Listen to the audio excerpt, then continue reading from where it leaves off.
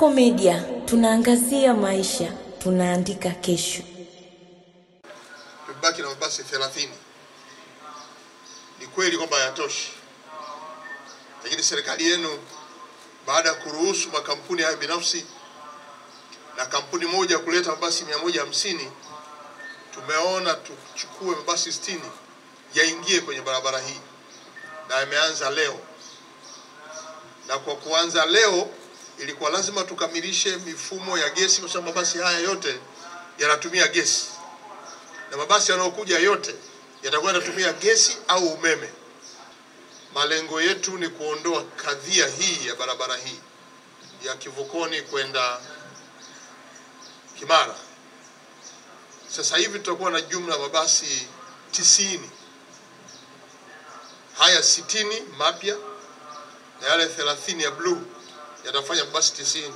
Tunaamini ugumu huu utapungua kwa kiasi kikubwa. Lakini makampuni mengine manne yaliyobaki yote yanaleta mabasi. Kwa hiyo kuanzia sasa tutaanza kupata mabasi mbalimbali ya makampuni hayo mbalimbali ili idadi ya mabasi iweze kuongezeka. Kwa ndugu wananchi, tumekuja kuona hali hii na kuwapa faraja kwamba kero hii tunaipunguza kwa kiasi kikubwa. Na naomba mtuamini serikali kwamba tunafanya kazi hii ili kuondoa tatizo la usafiri hapa jijini. Kuingia kwa mabasi haya 150 na kuyaingiza kwenye njia hii mabasi 60 pamoja na yale zamani 30 na kufanya 90 yatapunguza msongamano. Ni wasihi tu watu wote waingie kama ambavyo vituo hivi vimeratibiwa. Ingia kwenye geti, lipia, kaa huko, basi litaukuta, unaingia kwa utaratibu. Haya leo jitokeza haya, tuamini kuwa sasa yamekwisha.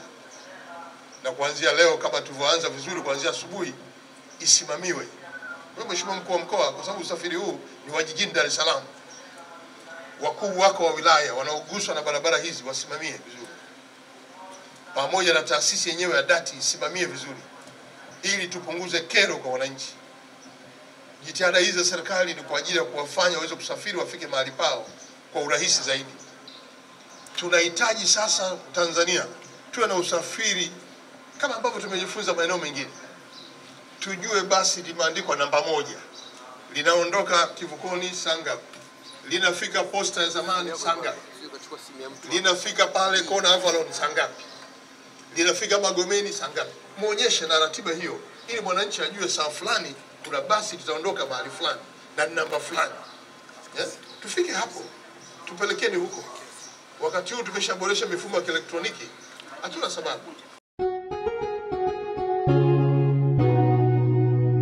Kasako Media, tunaangazia maisha, tunaandika kesho.